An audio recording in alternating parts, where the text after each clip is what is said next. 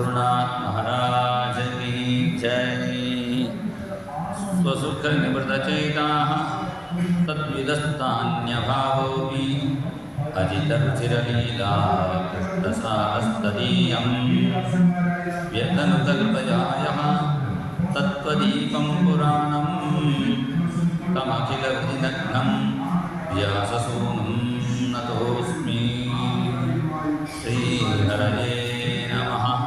सर्वत्र गोविन्दनामसङ्कीर्तनं गोविन्द गोविन्द। നരസിംഹാവതാരം പറഞ്ഞു നിർത്തുമ്പോഴാണ് ഈ നരസിംഹ ഭഗവാൻ പണ്ട് മഹാദേവനെ സഹായിച്ചിട്ടുണ്ട്. പുരാ രുദ്രസ്യ ദേവസ്യ മയേന അനന്തമായിന. മഹാദേവനെ സഹായിച്ചു പറഞ്ഞപ്പോഴാണ് അതെന്താണ് കഥ ചോദിക്കുന്നു. കസ്മിൻ കർമ്മണി ദേവസ്യ വയോഹം ജഗദീശ്വരം യഥാ ചോപചിത കീർത്തി കൃഷ്ണേന അനേന കഥ്യതാം. പണ്ട് 3 അസുരന്മാരുണ്ടായിരുന്നു. മകരാക്ഷൻ, താരകാക്ഷൻ, വിദ്യുന്മാറി.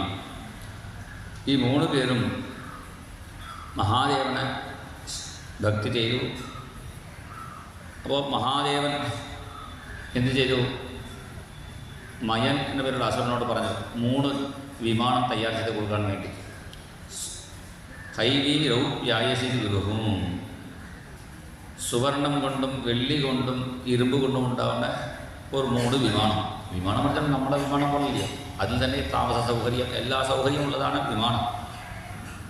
അങ്ങനെ ആ വിമാനം വെച്ച് അവർ ദേവന്മാരെ പീഡിപ്പിക്കാൻ തുടങ്ങി.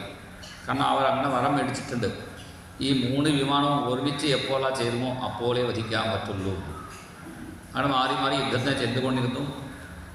ഇവരെ കൊണ്ട് ബുദ്ധിമുട്ടിയ അസുരന്മാർക്ക് മഹാദേവനെ ശരണം പ്രാപിച്ചപ്പോൾ മഹാദേവൻ പറഞ്ഞു, ഞാൻ വധിക്കാം, കുഴപ്പമില്ല, പക്ഷേ എനിക്ക് വേണ്ട യുദ്ധത്തിന് വേണ്ട സൗകര്യമൊക്കെ വേണം. തേര് വേണം, വില്ല് വേണം, ഇതൊക്കെ വേണം പറഞ്ഞപ്പോൾ ഭൂമി തന്നെ അവിടെ തേരായി വന്നു. ഭൂമി തേരായ പിന്നെ കുതിര വേണ്ടേ? 4 വേഗങ്ങൾ കുതിരകളായി മാറി. പിന്നെ കുതിരകൾ ഓടിക്കാൻ ഒരു സാരഥി വേണ്ടേ? ബ്രഹ്മാവ് സാരഥിയായി വന്നു. പിന്നെ തേര് മാത്രം ഉണ്ടായിട്ട് കാര്യമില്ല, തേരിൻ്റെ ചക്രം വേണ്ടേ? സൂര്യചന്ദ്രന്മാർ 2 പേരും ചക്രങ്ങളായി മാറി. വില്ല് മേരുപർവ്വതം തന്നെ വില്ലായി വന്നു. രത്നസാനുശരാസനം രജതാദ്രിശൃംഗനികേതനം ശിഞ്ചിനീകൃതപന്നഗേശ്വരമച്യുതാനനസായകം വിപ്രദഗ്ധപുരത്രയം തിരിമാലയൈരഭിവന്ദിതം ചന്ദ്രശേഖരമാശ്രയേ മമ കരിഷ്യതി വൈ നമഃ. ത്രിപുര സംഹാര കഥ ഈ ചന്ദ്രശേഖര അഷ്ടകത്തിൽ വർണ്ണിക്കുന്നു. ശിഞ്ചിനീകൃത പന്നകേശ്വരം, മേരുമല വില്ലായി വന്നപ്പോൾ വാസുകി അതിൻ്റെ ഞാൻ പേരായി വന്നു. ബാണമായി മഹാവിഷ്ണു, ബാണത്തിൻ്റെ അറ്റമായി അഗ്നിദേവൻ, ഇങ്ങനെ എല്ലാ ദേവന്മാരുടെ സഹായത്തോടു കൂടി അവിടെ മഹാദേവൻ വന്നു. മഹാദേവൻ 8 വലിയ കാര്യം ചെയ്ത സ്ഥലമുണ്ട്. വീരട്ടാണം പറയും, അത് തമിഴ്നാട്ടിലാണ്. തമിഴ്നാട്ടിൽ വിഴുപ്പുറം എന്ന സ്ഥലത്തിൻ്റെ അടുത്ത് പൻറുട്ടി എന്നൊരു സ്ഥലമുണ്ട്. അവിടെയാണ് ശരണാരായണ പെരുമാൾ അമ്പായിട്ട് വന്ന് ആ ശരണാരായണ സ്വാമിയും അവിടെ മഹാദേവൻ്റെ ക്ഷേത്രം കൂടി ഉണ്ട്. നരസിംഹാവതാരത്തിൻ്റെ അടുത്ത് ഈ കഥ പറയാൻ കാരണം അവിടെയും ആ ശരണാരായണ പെരുമാളുടെ അടുത്ത് ഒരു നരസിംഹനുണ്ട്, ചെറിയ നരസിംഹം. പക്ഷേ സാധാരണ നമ്മൾ നരസിംഹൻ ഇങ്ങനെ ഇരിക്കുന്ന നരസിംഹൻ, ചിലപ്പോൾ നിൽക്കുന്ന നരസിംഹൻ കണ്ടിട്ടുണ്ടാവും. അവിടെ ഇങ്ങനെ കിടക്കുന്ന നരസിംഹൻ, കുഞ്ഞു നരസിംഹൻ, ബാല നരസിംഹൻ നമുക്ക് കാണാം. നരസിംഹനെ ഹിരണ്യാക്ഷനെ വധിച്ച് കിടക്കുന്ന രീതിയിലാണ് തോന്നുന്നു. അയാളും ഈ കഥ നടന്ന സ്ഥലമാണ് അവിടെ. ശരണാരായണ പെരുമാൾ ആ ഭഗവാന്റെ പേര്. മഹാദേവൻ അസുരന്മാരെ വധിച്ചിട്ടും അവർ വീണ്ടും വീണ്ടും തിരിച്ചു വരുന്നു. മഹാദേവർക്ക് തന്നെ സങ്കടമായി, മരിച്ചവർക്ക് തിരിച്ചു വന്നാൽ എന്ത് ചെയ്യും? അപ്പോഴാണ് കാര്യം മനസ്സിലായി. അവിടെ ശുക്രാചാര്യൻ ഒരു സഞ്ജീവിനി മൂലിക കൊണ്ട് ഒരു കുളം ഉണ്ടാക്കി വച്ചിരിക്കുന്നു. മരിച്ച ആളൊക്കെ ആ കുളത്തിൽ മുക്കിയാൽ മതി, വീണ്ടും തിരിച്ചു വരും. അങ്ങനെ നമുക്കൊരു കുളം കിട്ടിയാൽ നന്നായി, വേണ്ടപ്പെട്ട ആൾക്കാർ മുക്ക് ചെയ്യാൻ മതി. അങ്ങനെ ആ കുളത്തിൽ എല്ലാവരും മുക്കി തിരിച്ചു വരുന്നു. വിമണസ്കം വൃഷധ്വജം. അപ്പോൾ മഹാവിഷ്ണുവും ബ്രഹ്മാവും സൂത്രം ചെയ്തു. വത്സ ആസി തഥാ ബ്രഹ്മ സ്വയം വിഷ്ണുരയം ഹി ഗൗഹൂ പ്രവിശ്യ ത്രിപുരം കാലേ രസകൂപാമൃതം പപൂ. മഹാവിഷ്ണു ഒരു പശുവായും ബ്രഹ്മാവ് പൈക്കുട്ടിയായും അവിടെ ചെന്നപ്പോൾ അസുരന്മാർക്ക് നോക്കിയിരിക്കുന്നു. തടയാനുള്ള കാവൽക്കാരുണ്ടായിരുന്നു. പക്ഷേ പശു വിചാരിച്ചപ്പോൾ പശു വെള്ളം കുടിച്ചോട്ടെ പറഞ്ഞ് അവർ നോക്കിയിരുന്നു. 1 മിനിറ്റ് നോക്കുമ്പോൾ വേഗം എല്ലാം കുടിച്ചു ഭഗവാൻ. അവരുടെ അസുരന്മാർക്ക് സങ്കടമായി. നമ്മൾ നേരിട്ട് നോക്കിയിട്ടും തടയാൻ തോന്നിയിട്ടില്ലല്ലോ. ഇതാണ് ചില ആൾ പറയും, ഞാൻ അവിടെ ഉണ്ടെങ്കിൽ എല്ലാം ശരിയാക്കാമായിരുന്നു എന്ന് ചില ആൾ പറയും. വേറെ ആൾ നോക്കിയാൽ ഒന്നും ശരിയാക്കാൻ പറ്റില്ല. അത് എന്തൊക്കെ എങ്ങനെ നടക്കുന്നുവോ അതേപോലെ നടക്കുള്ളൂ. ഇവിടെ സ്വയം വിശോകഃ ശോകാത്താൻ സ്മരൻ ദൈവഗതിഞ്ചതാം ദേവോ അസുരോ നരോന്യോ വാ നീശ്വരോസ്തീക കശ്ചന. ദേവനായാലും അസുരനാരായാലും ഒരാൾക്കും ഒരു ഈശ്വരത്വം ഇല്ലേ. അത് ഭഗവാൻ എന്ത് വിചാരിക്കുന്നു അതേ നടക്കുള്ളൂ. ആത്മനോ അന്യസ്യവാദിഷ്ടം ദൈവേന അപോഹിതും ദ്വയോഹോ. ഒരു വലിയ പ്രധാന ജ്യോത്സ്യനാണ്. ആ ജ്യോത്സ്യൻ്റെ അടുത്ത് ഒരു പെൺകുട്ടിയുടെ ആൺകുട്ടിയുടെ ജാതകം നോക്കി ഇത് ചേരുമോ ചോദിച്ചപ്പോൾ അദ്ദേഹം നോക്കി ചേരും, വിവാഹം കഴിപ്പിച്ചവൾ പറഞ്ഞു. വിവാഹം കഴിച്ച് മര്യാദയ്ക്ക് 6 മാസം ജീവിച്ചു. പിന്നെ ഇടിപിടി കൂടി വീണ്ടും അതേ ജ്യോത്സ്യൻ്റെ അടുത്ത് ചെന്നപ്പോൾ ആ ജ്യോത്സ്യൻ നോക്കി ഏത് വിഡ്ഢിയാണ് പറഞ്ഞു ഈ 2 ജാതകം ചേരും, നിങ്ങൾ തന്നെ പറഞ്ഞു. ഞാനാണ്. അപ്പോഴാണ് അദ്ദേഹത്തിന്, കാരണം ഇവർ 2 പേർക്കും പിടികൂടാൻ ഒരു ഇത് ഉണ്ടെങ്കിൽ, തലയെഴുത്ത് ഉണ്ടെങ്കിൽ ജ്യോത്സ്യൻ്റെ കണ്ണുപോലും മറയാം. പിന്നെ ജ്യോത്സ്യൻ അതൊക്കെ പരിഹാരമൊക്കെ പറഞ്ഞ് ശരിയാക്കി. അപ്പോൾ എന്ത് ഭഗവാൻ നടക്കാൻ തീരുമാനിച്ചു അതേ നടക്കുള്ളൂ ശുക്രാചാര്യൻ മനസ്സിലാക്കി. പിന്നെയാണ് മഹാദേവൻ ത്രിപസംഹാരം നടത്തി പറയുന്നു. അതിനുശേഷം വർണ്ണാശ്രമധർമ്മങ്ങൾ വർണ്ണിക്കുന്നു. വർണ്ണം പറഞ്ഞാൽ അവരുടെ സ്വഭാവമനുസരിച്ച ധർമ്മങ്ങളാണ് വർണ്ണം. ആശ്രമം പറഞ്ഞാൽ പ്രായമനുസരിച്ച ധർമ്മങ്ങളാണ് ആശ്രമധർമ്മം. ആ വർണ്ണാശ്രമധർമ്മങ്ങൾ പറഞ്ഞുകൊണ്ട് 7ാമത്തെ സ്കന്ധം സമർപ്പിച്ചു. പിന്നെ 8ാമത്തെ സ്കന്ധത്തിൽ മന്വന്തരം ഒരു കാലത്തിൻ്റെ അളവാണ്. കൃതയുഗം, ത്രേതായുഗം, ദ്വാപരയുഗം, ചതുർയുഗം. ഇത് ഒരു ചതുർയുഗം. ഇതുപോലെ 71 കഴിഞ്ഞാൽ ഒരു മന്വന്തരം. ഓരോരോ മന്വന്തരത്തിലും ഭഗവാൻ ഓരോരോ അവതാരം ചെയ്തു എന്നാണ് ഇവിടെ പറയുന്നു. ആദ്യത്തെ മന്വന്തരം സ്വയംഭവ മന്വന്തരത്തിൽ സ്വയംഭവ മനുവിൻ്റെ പുത്രിയായ ആകൂതി എന്ന പേരുള്ള ജ്യേഷ്ഠപുത്രിക്കും രുചി എന്ന പേരുള്ള മഹർഷിക്കും ഭഗവാൻ യജ്ഞൻ എന്ന പേരുള്ള അവതാരം ചെയ്തു. ഈ മനുവിനെ തന്നെ സംരക്ഷിച്ചു. കാരണം ഈ മനുവും അദ്ദേഹത്തിൻ്റെ ധർമ്മപത്നിയും ഇപ്പോൾ അവർ തപസ് ചെയ്ത സ്ഥലമുണ്ട് നൈമിഷാരണ്യത്തിൽ. അവർ തപസ് ചെയ്യുന്ന സമയത്ത് ചില അസുരന്മാർ അവിടെ വന്നു. ആ അസുരന്മാരെ നിഗ്രഹിച്ച് മനുവെ രക്ഷിച്ചു. പിന്നെ 2ാമത്തെ മന്വന്തരമാണ് സ്വയംഭവ മന്വന്തരം. സ്വാരോചിഷം. സ്വാരോചിഷോ ദ്വിതീയസ്തു മനുരഗ്നേ സ്തുതോഭവത്. ഈ മന്വന്തരത്തിൽ വേദശിരസ് എന്ന ഋഷിക്കും തുഷിത എന്ന പേരുള്ള അവരുടെ ധർമ്മപത്നിക്കും ഭഗവാൻ വിഭു എന്ന പേരിലാണ് അവതരിച്ചു. ഈ അവതാരത്തിൽ 88 സഹസ്രാണി മണയോയേ വ്രതവ്രതാഃ അന്വശിക്ഷൻ വ്രതം തസ്യ കൗമാര ബ്രഹ്മചാരിണ. ബ്രഹ്മചര്യവ്രതം എന്താണെന്ന് കാണിച്ചു കൊടുത്തു. ബ്രഹ്മചര്യം പറഞ്ഞാൽ എന്താ? മനസ്സ് മുഴുവനും ഭഗവാനിൽ തന്നെ ഇരിക്കണം, വേറെ അവിടെ പോകരുത്. അങ്ങനെ ഒരു ബ്രഹ്മചര്യവ്രതം കാണിച്ചു കൊടുത്തു. പിന്നെ 3ാമത്തെ മന്വന്തരം ഉത്തമൻ എന്ന പേര്, തൃതീയ ഉത്തമോണാമ. ഈ ഉത്തമ മന്വന്തരത്തിൽ ധർമ്മസ്യ സൂണ്ടൃതായാന്തോ, ധർമ്മണക്കും സൂണ്ടൃത എന്ന പേരുള്ള അദ്ദേഹത്തിൻ്റെ പത്നിക്കും സത്യസേനൻ എന്ന പേരുള്ള ഭഗവാൻ അവതരിച്ചു. സത്യസേന ഭഗവാനെയാണ് നമ്മൾ സത്യനാരായണ ഭഗവാൻ നമ്മൾ വിളിക്കുന്നു. മഹാരാഷ്ട്രത്തിലും ആന്ധ്രയിലും കർണാടകത്തിലും വെളുത്ത ഭാവ ദിവസം, പൗർണമി ദിവസം സത്യനാരായണ പൂജ വൈകുന്നേരം ഗംഭീരമായി നടത്തും. സത്യനാരായണ പൂജയിൽ പ്രധാനം എന്താണ് ചോദിച്ചാൽ സത്യം പറയുന്നതാണ് സത്യനാരായണ ഭഗവാന്റെ പൂജ. നമ്മളൊക്കെ സത്യനാരായണ പൂജ പറഞ്ഞിട്ട് പിന്നെ നുണ പറഞ്ഞാൽ അത് ശരിയാവില്ല.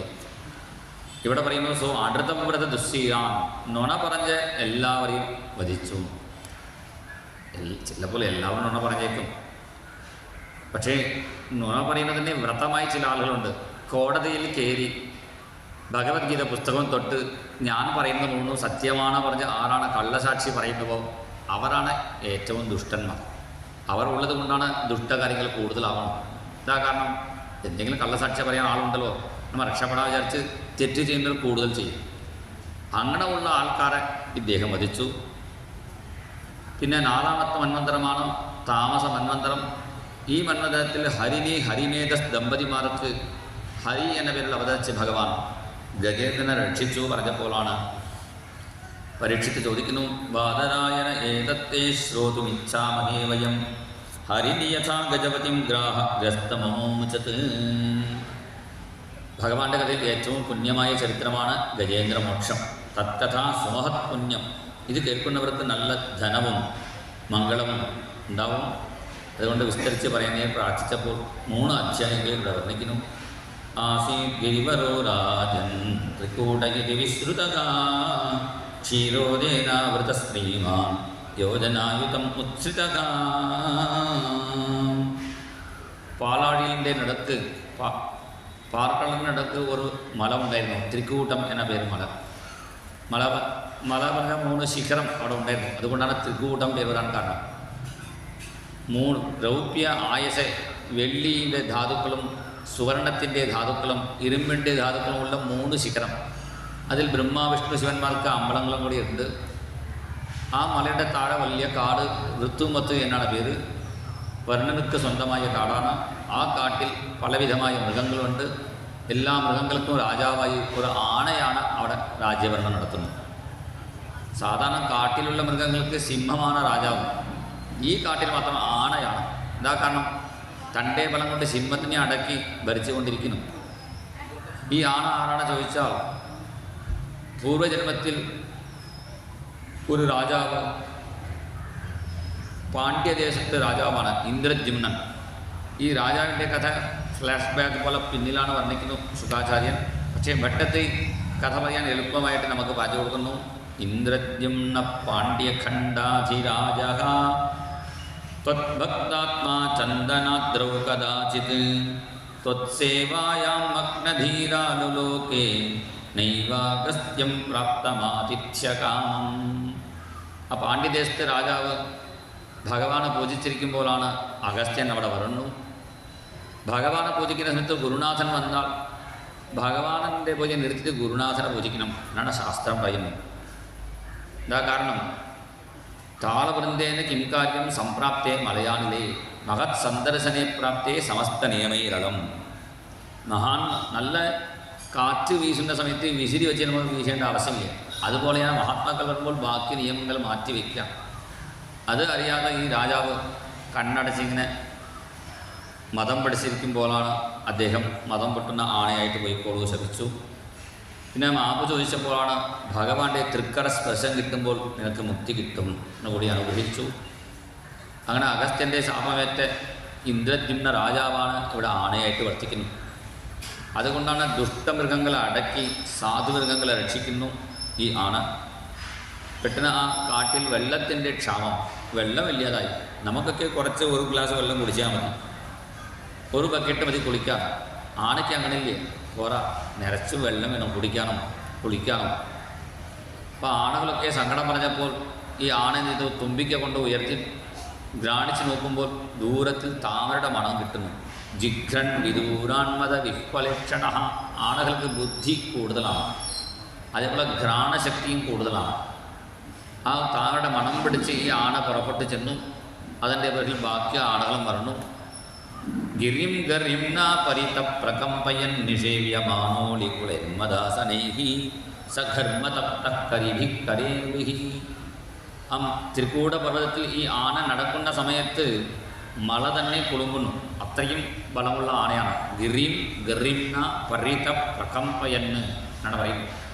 മുമ്പിൽ ആൾ മരം ഇങ്ങനെ ചരിയാലോ വലിയാലോ ഇങ്ങനെ ആൾത്തരം ഉണ്ടെങ്കിൽ അത് ചുറ്റിപ്പോവാറില്ല ഈ ആന. എന്ത് ചെയ്യും? തൻ്റെ ദന്തം കൊണ്ട് കുത്തി അത് എടുത്ത് വീശി റോഡ് തയ്യാർ ചെയ്തുകൊണ്ട് പോകുന്നു. അങ്ങനെ പറയാതോടെ ചെന്നപ്പോഴാണ് ഒരു വലിയ ജലാശയം കണ്ടു. ജലാശയം കണ്ടപ്പോൾ എല്ലാ ആനകളും സുഖമായിട്ട് ഇറങ്ങി കുളിക്കുന്നു. ഇവിടെയാണ് ഈ ഗജേന്ദ്രമോക്ഷത്തിൻ്റെ തത്വം എടുത്തു പറയുന്നു ശുകാചാര്യൻ. നിപായൻ സംസ്നപയൻ യഥാഗൃഹീ. ഒരു ഗൃഹനാഥനെ പോലെയാണ്, കുടുംബത്തോട് ഗൃഹനാഥൻ എങ്ങനെ സംസാര കുളത്തിലിരിക്കുമോ അതുപോലെയാണ് അവിടെ ഈ കുളത്തിൽ ആന സുഖമായിട്ട് കുളിച്ചിരിക്കുമ്പോൾ ഒരു മുതല അവിടെ വന്ന് പിടികൂടി. ആ മുതല ആരാണ് ചോദിച്ചാൽ ഒരു ഗന്ധർവനാണ്. ഈ കുളത്തിൽ ദേവള മഹർഷി എന്ന് പേരുള്ള മഹർഷി സന്ധ്യാവനം ചെയ്യുന്ന സമയത്ത് കാല് പിടിച്ച് വലിച്ചു. അദ്ദേഹം ആദ്യം മുതലയാണോ വിചാരിച്ചു, അതുപോലെയാണ് വർണ്ണിക്കണം. ഒരു കുടുംബനാഥൻ സംസാരത്തിൽ നിന്ന് സുഖമായിട്ട് കളിച്ചുകൊണ്ടിരിക്കുമ്പോഴാണ് കാളമാകുന്ന മുതല കാലിൽ പിടികൂടും. കാളം ആണ് മുതല. ഈ കാളം കാലിൽ കയറി പിടിക്കാൻ കാരണം ആനയുടെ തുമ്പിക്കൈ പിടിച്ചുകൂടെ, വാല് പിടിച്ചുകൂടെ? കാളം ആദ്യം കാലിൽ മാത്രമേ കയറുള്ളൂ.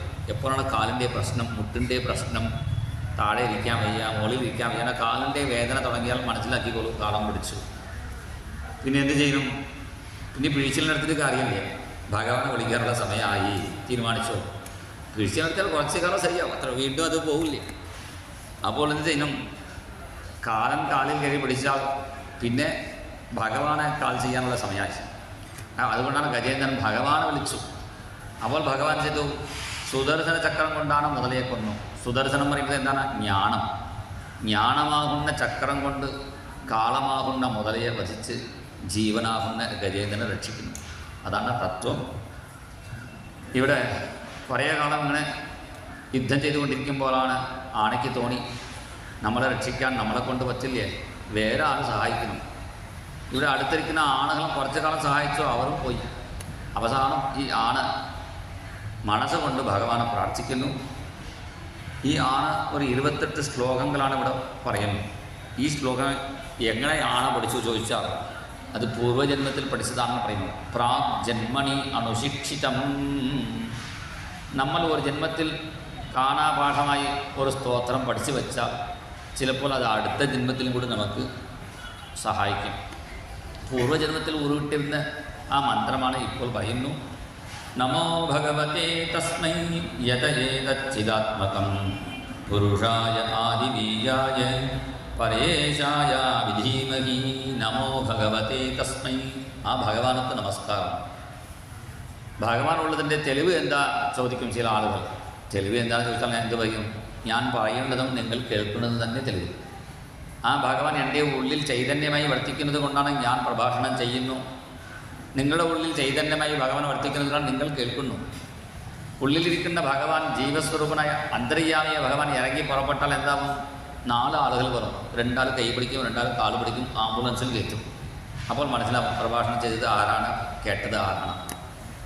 അപ്പോൾ എൻ്റെ ഉള്ളിലിരുന്ന് പ്രഭാഷണം ചെയ്യിപ്പിക്കുന്നതും നിങ്ങളുടെ ഉള്ളിലിരുന്ന് പ്രഭാഷണം കേൾപ്പിക്കുന്നതും എല്ലാം ആ ഭഗവാന്റെ അനുഗ്രഹമാണ്. യതയേതച്ചിദാത്മകം. അതുകൊണ്ടാണ് ഭഗവാനക്ക് പുരുഷൻ എന്ന് പേര് വരാൻ കാരണം. പുരുഷായ ആദിബീജായ. പുറം പറഞ്ഞാൽ ഈ ശരീരം. ഈ ശരീരമാകുന്ന പുറത്തിൽ വർത്തിക്കുന്നത് കൊണ്ടാണ് പുരുഷായ ആദിബീജായ പരേശായ വിധീമഹി. യസ്മിന്നിദം യതശ്ചേദം യേനേദം. വലിയ ഗംഭീര സ്തോത്രമാണ്. ഇതിനൊക്കെ ഗുരുനാഥൻ വ്യാഖ്യാനിച്ചാൽ 4 മണിക്കൂർ പറയാം. ഇപ്പോൾ നമുക്ക് അത്രയും സമയമില്ല. ഗുരുനാഥനോട് പറയാൻ എനിക്ക് ആയിട്ടില്ല. ഒന്ന് സത്യം പറയണ്ടേ, 2 കൂടി പറയണ്ടേ. നമുക്ക് മിക്കവാറും സമയമില്ല പറഞ്ഞാൽ ആചാര്യന്മാർ പോകൂ. സമയമില്ലെങ്കിൽ മാത്രമില്ല, ആചാര്യന്മാർക്ക് ചിലപ്പോൾ അറിയാത്ത സാധനമായിരിക്കും. അതുകൊണ്ട് എനിക്കിപ്പോൾ അപ്പം വിസ്തരിച്ച് പറയാനായിട്ടില്ല, കുറച്ചൊക്കെ പറയാം. ദൈവം യസ്മിന്നിതം പറഞ്ഞാൽ ചുവറ്റിൽ ചിത്രം പോലെയാണ്. ഈ ഭഗവാന്റെ ആധാരത്തിലാണ് ഈ ലോകം നിൽക്കുന്നത്. ചുവരില്ല ചിത്രമില്ലല്ലോ. അതുപോലെയാണ് യസ്മിന്നിതം യതശ്ചേദം ഏനേദം. ഓരോരോ സാധനങ്ങൾക്ക് 2 കാരണം അറിയാറുണ്ട്. ഒരു കലം അല്ലെങ്കിൽ ഒരു ആഭരണമാണെങ്കിൽ ആഭരണത്തിന് പ്രധാന കാരണം ഏതാണ്? സുവർണം. അതാണ് ഉപാദാന കാരണം. ഈ സുവർണം കൊണ്ട് ആഭരണം ഉണ്ടാക്കുന്ന ആളുണ്ടല്ലോ, തട്ടാണ്, അയാളാണ് നിമിത്ത കാരണം പറയും. അതുപോലെ ഒരു കളം ഉണ്ടാക്കണമെങ്കിൽ അത് എന്ത് ചെയ്യണം? ആദ്യം മണ്ണ് ഉപാദാന കാരണം, ഉണ്ടാക്കുന്ന കുശവൻ നിമിത്ത കാരണം. അതുപോലെ ഈ ലോകത്തിന് ഭഗവാൻ ഏത് കാരണമായി ഇരിക്കുന്നു ചോദിച്ചാൽ ഉപാദാന കാരണവും ഭഗവാൻ തന്നെയാണ്, നിമിത്ത കാരണം ഭഗവാൻ തന്നെയാണ്. യതശ്ചേദം ഏനേദം. അങ്ങനെ രണ്ട് കാരണമായി ഒരാൾ ഇരിക്കാൻ പറ്റുമോ ചോദിച്ചാൽ ഭഗവാന്റെ സൃഷ്ടിയിൽ തന്നെ ഉണ്ടല്ലോ എട്ടുകാൽ ഉണ്ടല്ലോ. അത് ഇപ്പോൾ ജാമണ്ട്രി ബാക്സ് ഇല്ലാതെ നമ്മൾ ജാമണ്ട്രി ബാക്സ് വെച്ചിട്ട് മര്യാദയ്ക്ക് വരച്ചാൽ നമുക്ക് റൗണ്ട് ഒന്നും കിട്ടുന്നില്ലേ. ഈ എട്ടുകാലി നമ്മുടെ വീട്ടിൻ്റെ ഉള്ളിൽ ചെറുതായിട്ട് അതിങ്ങനെ വല ഉണ്ടാക്കണം. അത് ജാമണ്ട്രി ബാക്സ് ഒന്നും വയ്ക്കുന്നില്ല. കൃത്യമായിട്ട് ആ റൗണ്ടായിട്ട് അത് വല ഉണ്ടാക്കണം. അപ്പോൾ ഈ എട്ടുകാലി വല ഉണ്ടാക്കാൻ നൂല് കടയിൽ നിന്ന് മേടിക്കാറില്ല. സ്വന്തം വായിൽ നിന്ന് അത് ഒരു നൂല് പോലെ ഒരു സാധനം ഉണ്ടാക്കി അതിൻ്റെ വീട്ടിൽ തന്നെ വെച്ച് അത് വല ഉണ്ടാക്കുന്നത് പോലെയാണ്. ഈ എട്ടുകാലിൻ്റെ വലയ്ക്ക് ഉപാദാന കാരണം എട്ടുകാലി തന്നെയാണ്, നിമിത്ത കാരണം അത് തന്നെയാണ്. അതുപോലെ ഈ ലോകത്തിന് ഭഗവാൻ തന്നെയാണ് ഉപാദാനം, നിമിത്തം, എല്ലാ കാരണം. നമോ നമസ്തേ അഖില കാരണമായ. മാത്രമല്ല ഈ ഇതം സ്വയം, ഈ ലോകവും ഭഗവാൻ തന്നെയാണ്. ലോകം ഭഗവാൻ എങ്ങനെ ചോദിച്ചാൽ അത് ഭഗവാനെ കാണുന്നവർക്ക് ലോകം കാണാൻ പറ്റില്ലേ, ലോകത്തെ കാണുന്നവർക്ക് ഭഗവാനെ കാണാൻ പറ്റില്ലേ. കല്லை കണ്ടാൽ നായക്കാണും, നായക്കണ്ടാൽ കല്லை കാണും എന്നൊരു തമിഴിൽ പഴഞ്ചലുണ്ട്. കല്ലെ കണ്ടാൽ നായക്കാണെന്ന് വെച്ചാൽ നായകളെ വരുമ്പോൾ അടിക്കാൻ കല്ല് നോക്കുമ്പോൾ കല്ലില്ല, കല്ല് കിട്ടിയ സമയത്ത് നായില്ല അടിക്കാം, അങ്ങനെ അർത്ഥമില്ല. കല്ലെ കണ്ടാൽ നായക്കാണും, നായക്കണ്ടാൽ കല്ലെ കാണുന്ന പറഞ്ഞാൽ ഒരു കല്ല് കൊണ്ട് ഒരു നായിൻ്റെ പ്രതിമ ഉണ്ടാക്കി വെച്ചേക്കുന്നു, ഒരു ബൊമ്മ. അതിൽ കുട്ടികളൊക്കെ നോക്കുമ്പോൾ എനിക്ക് ആ നായി വേണമെന്ന് പറയും. വലിയ ആൾക്കാർ അത് കല്ലെന്ന് മനസ്സിലാവും അവർക്ക്. അതുപോലെയാണ് മരത്തെ മറയ്ത്തത് മാമത യാണൈ, മരത്തിൽ മറയുന്നത് മാമത യാണൈ. തിരുമൂലറിൻ്റെ പേരുള്ള മഹാത്മാ പറയുന്നു. ഇത് ഹിരണ്യകശിപു നോക്കുമ്പോൾ തൂണ് കണ്ടു, പ്രഹ്ലാദൻ കണ്ടപ്പോൾ നരസിംഹനെ കണ്ടു. അവിടെ തൂണാണ് വരുന്നത്, നരസിംഹമാണോ ചോദിച്ചാൽ നരസിംഹമാണ് ശരിക്കും വരുന്നത്. പ്രഹ്ലാദനക്ക് നരസിംഹം കാണാൻ സാധിച്ചു, ഹിരണ്യകശിപു കാണാൻ സാധിച്ചിട്ടില്ല. എന്താ കാരണം? ഹിരണ്യകശിപുവിന് ജ്ഞാനക്കണ്ണ് ഇല്ല. അതാണ് ഇവിടെ കാരണം. ഇതം സ്വയം. ഉദാഹരണം വളരെ രസമായിട്ട് വർണ്ണിക്കുന്നു ആദിശങ്കരാചാര്യൻ. മാരീച്ചൻ സീതയുടെ മുന്നിൽ വരുമ്പോൾ ഇത് ഫാൻസി ഡ്രസ്സിട്ട് കുട്ടികളൊക്കെ ഒരു മാണ് പോലെ വേഷം കെട്ടി തുള്ളി ചാടാറുണ്ടല്ലോ. അതുപോലെ മാനിൻ്റെ വേഷം കെട്ടാൻ ഒരു സാധനം ഒന്നും കൊണ്ടുവന്നില്ലേ മാരീച്ചൻ. മാരീച്ചനായി വരുമ്പോൾ തന്നെ സീത കാണുമ്പോൾ മാനായി കാണിച്ചു കൊടുത്തു. അതേ സമയത്ത് ലക്ഷ്മണൻ നോക്കുമ്പോൾ ലക്ഷ്മണൻ പറഞ്ഞു, ഏട്ടാ ഇത് മാനില്ല മാരീച്ചനാണെന്ന് പറയുന്നു. അപ്പോൾ ഒരേ സമയത്ത് സീത കാണുമ്പോൾ മാനായിട്ടും ലക്ഷ്മണനക്ക് മാരീച്ചനായി കാണാൻ സാധിക്കാൻ കാരണം ജ്ഞാനികൾക്ക് ഭഗവാനെ തരികയുള്ളൂ, അജ്ഞാനികൾക്ക് ലോകമേ തരികയുള്ളൂ. അപ്പോൾ എന്ത് ചെയ്യണം? ജ്ഞാനിയുടെ തലത്തേക്ക് നമ്മൾ എത്തണം, അത്രയേ വേണ്ടു. ഏതം സ്വയം യോസ്മാത് പരസ്മാത് ചപരഹ തം പ്രപദ്യേ സ്വയംഭുവം. അങ്ങനെ ഗജേന്ദ്രൻ്റെ ഗംഭീര സ്തുതി. ഈ സ്തുതി കേട്ടപ്പോൾ ദേവന്മാർക്ക് സഹായിക്കാൻ അവിടെ വന്നു. ദേവന്മാർ വന്നപ്പോൾ ഗജേന്ദ്രൻ പറഞ്ഞു, ഈ മുതൽ നിന്നും രക്ഷിച്ചാൽ പോരാ, എനിക്ക് ഈ സംസാരത്തിൽ നിന്നും മുക്തി വേണം, മോക്ഷം വേണം, ആത്മലോകാവരണസ്യ മോക്ഷം എന്ന് പറഞ്ഞപ്പോഴാണ് ദേവന്മാരും ഗജേന്ദ്രൻ്റെ ഒപ്പം സ്തുതിക്കാൻ തുടങ്ങി. ദേവന്മാരുടെ സ്തുതിയും ഗജേന്ദ്രൻ്റെ സ്തുതിയും കേട്ട ഭഗവാൻ ഉടനെ വൈകുണ്ഠത്തിൽ നിന്നും പുറപ്പെട്ടു വരുന്നു.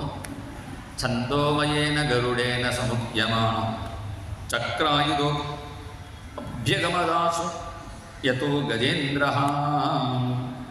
ഗരുഡൻ്റെ പുറത്ത് കയറി ഭഗവാൻ വരുന്നു. അപ്പോഴാണ് ആ ആണ ഒരു താമരയും വരച്ച് ഭഗവാനൊക്കെ സമർപ്പിക്കുന്നു. നാരായണ അഖില ഗുരു ഭഗവൻ നമസ്തേ. ഭഗവാൻ നേരിട്ട് വരാതെ രക്ഷിക്കാൻ സാധിക്കും. അവിടെ നിന്ന് ചക്രത്തെ പറഞ്ഞു വിട്ടാൽ മതിയായിരുന്നു. നേരിട്ട് വരാത്ത കാരണം ഈ ആണ താമര പഠിച്ച് വെച്ചിട്ടുണ്ട് ഭഗവാനൊക്കെ സമർപ്പിക്കാൻ വേണ്ടി. ആ താമര കൊടുക്കാതെ ഞാൻ പോകുന്നുണ്ടല്ലോ എന്ന് സങ്കടപ്പെടുമ്പോഴാണ് ആ താമരയും ഭഗവാൻ സ്വീകരിച്ച് ചക്രം കൊണ്ടു ചക്രേന അസ്ഥീന്ദ്രന്തം ഹസ്തപത്മേന ധൃത്വാ ചക്രേന ത്വം നക്രവർയം വ്യധാരീഹി ഗന്ധർവേസ്മിൻ മുക്തശാപേ സഹസ്തി ത്വത്സാരൂപ്യം പ്രാപ്യതേ ദീപ്യതേ സ്മ. തൻ്റെ കൈ കൊണ്ട് ആ ഗജേന്ദ്രനെ പുറത്ത് വിളിച്ചപ്പോഴാണ് ആദ്യം മുതൽ തല കാണിച്ചു. തൻ്റെ ചക്രം കൊണ്ട് മുതലയെ ഭഗവാൻ കൊന്നു. ഭഗവാനെ സ്തുതിച്ചതും ഭഗവാനക്ക് താമര സമർപ്പിച്ചതും ആണയാണ്. പക്ഷേ ആദ്യം മുക്തി കിട്ടിയത് മുതലയ്ക്കാണ്. മുതലിലെ മുക്തി കിട്ടിയത് കൊണ്ടാണ് മുതലയ്ക്ക് പേരാണ്. കാരണം മുതലയ്ക്ക് മുക്തി കിട്ടാൻ കാരണം ഭഗവാനെ നേരിട്ട് പൂജിക്കുന്നവർക്കാൾ ഭഗവാനെ പൂജിക്കുന്ന ഭക്തന്മാരുടെ കാല് പിടിക്കുന്നവർക്കാണ് ആദ്യം അനുഗ്രഹം ഭഗവാൻ കാണിച്ചു തന്നു. പിന്നെ ഗജേന്ദ്രനെ കൊണ്ട് തലോടിയപ്പോൾ ഗജേന്ദ്രൻ്റെ ആണശരീരം മാറി ഭഗവാന്റെ പാഴ്സത രൂപം പ്രാപിച്ചു. ഇതൊരു അത്ഭുതമാണ്. ഒരു രാജാവ് ശാപം കൊണ്ട് ആണയായിട്ട് മാറി. ശാപം നീങ്ങിയാൽ വീണ്ടും രാജാവായിട്ടല്ലേ മാറണം. ഭഗവാന്റെ പാഴ്സത രൂപം പ്രാപിക്കാൻ കാരണം ഈ സ്തോത്രമാണ്. ഭഗവാന്റെ ശരണാഗതി ചെയ്യുന്ന ഈ സ്തോത്രം, ആ ശരണാഗതി ചെയ്തപ്പോൾ ഭഗവാൻ സാരൂപ്യമുക്തി കൊടുത്ത് തൻ്റെ ഗരുഡൻ്റെ പുറത്ത് തന്നെ സ്വയം കയറ്റി രണ്ടുപേരും ഒന്നിച്ച് പോയി, ഡബിൾസ് പോയി ഗുരുനാഥൻ പറഞ്ഞു. പക്ഷേ ഇവിടെ കേരളത്തിൽ വാഴക്കുന്നം വാസുദേവൻ നമ്പൂതിരി അദ്ദേഹം ഈ ഗജേന്ദ്രമോക്ഷം ഒരു പാട്ടായി കീർത്തനമായി ചെയ്തിട്ടുണ്ട്. അതിൽ പറയുമ്പോൾ രണ്ട് താക്ഷ്യന്മാരിലേറി രണ്ടുപേരും ഒപ്പം അല്ലതന്യേ പരസ്പരം സല്ലപിച്ചും കൊണ്ട്. രണ്ട് താക്ഷ്യന്മാരിലേറി. കാരണം ഭഗവാൻ തന്നെപ്പോലെ പാഴ്ഷദരൂപം പ്രാപിക്കുന്നവർക്ക് 4 തൃക്കൈ കൊടുക്കും. അവിടെ നിരച്ച ഒരു മുറി മുഴുവൻ ശംഖുചക്രമൊക്കെ വെച്ചിട്ടുണ്ട്. എല്ലാവർക്കും ശംഖുചക്രം എല്ലാവർക്കും കിട്ടും. ശംഖുചക്രം മാത്രം കൊടുത്താൽ പറയും. ഇപ്പോൾ അങ്ങോട്ട് പോകാൻ വാഹനം വേണ്ടി ഇപ്പോൾ ഗരുഡനും ഉണ്ടാവും. അതുകൊണ്ട് 2 താക്ഷ്യന്മാരിലേറി രണ്ടുപേരും പരസ്പരം സംസാരിച്ചുകൊണ്ട് പുറപ്പെട്ടു. എന്താണ് സംസാരിച്ചു? ഗജേന്ദ്രനോട് പറഞ്ഞു, ഗജേന്ദ്ര, നീ പറഞ്ഞ ഈ സ്തോത്രം ആരാണ് രാവിലെ എഴുന്നേറ്റ് ചൊല്ലുണ്ടുവോ? ഏമാം സ്തുവഞ്ചനേനാങ്ക പ്രതിബുദ്ധ്യ നിശാത്യയേ തേഷാം പ്രാണാത്യയേ ചാഹം ദദാമി വിമലാം മതിം. രാവിലെ എഴുന്നേറ്റ് ഗജേന്ദ്രസ്തുതി ചൊല്ലുന്നവർക്ക് അവർക്കും അന്ത്യസമയത്തിൽ എൻ്റെ ദർശനം കൊടുത്ത് അവരെയും ഇങ്ങനെ കൊണ്ടുപോകും എന്ന് പറഞ്ഞുകൊണ്ടാണ് ഭഗവാൻ പുറപ്പെട്ടു.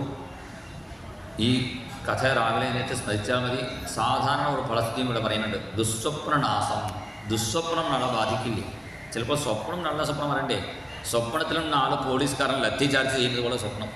അയ്യോ അയ്യോ എന്ന് കാര്യം. ഇപ്പോൾ ഭാര്യ വണ്ടയ്ക്കടിച്ച് എന്താ കരയുന്നു? പോലീസുകാരൻ തള്ളുന്നു. പോലീസുകാരനിലെ ഞാനാണ് തള്ളുന്നത്, എഴുന്നേൽക്കുക. പിന്നെ നീയല്ലേ രക്ഷപ്പെട്ടു.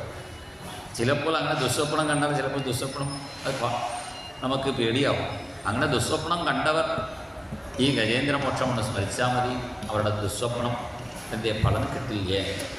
മാത്രമേ നമ്മുടെ ജീവിതം തന്നെ സ്വപ്നമായിട്ട് മഹാത്മാക്കൾ പാടുന്നു. സ്വപ്ന വാഴ്വിൽ മകിന്റെ സുബ്രഹ്മണ്യസ്വാമി നിന്നെ മറന്നേ.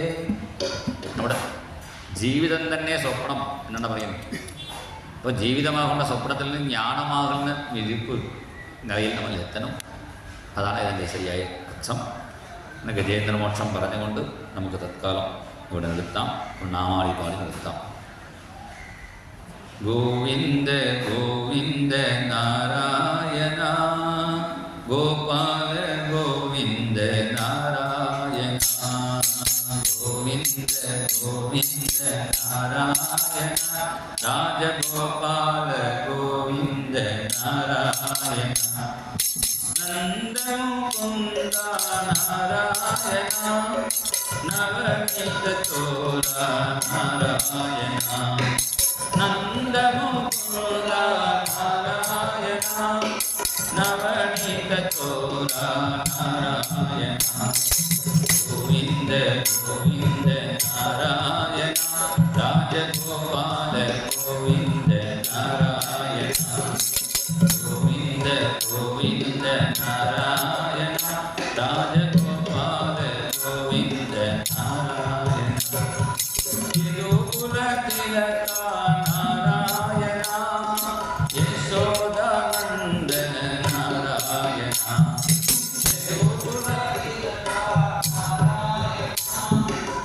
യശോദാനന്ദന നാരായണ ഗോവിന്ദ ഗോവിന്ദ നാരായണ രാജഗോപാല ഗോവിന്ദ നാരായണ ഗോപാല ഗോവിന്ദ നാരായണ കാളിയനർദ്ദന നാരായണ കംസനൂദന നാരായണ കാളിയനർദ്ദന നാരായണ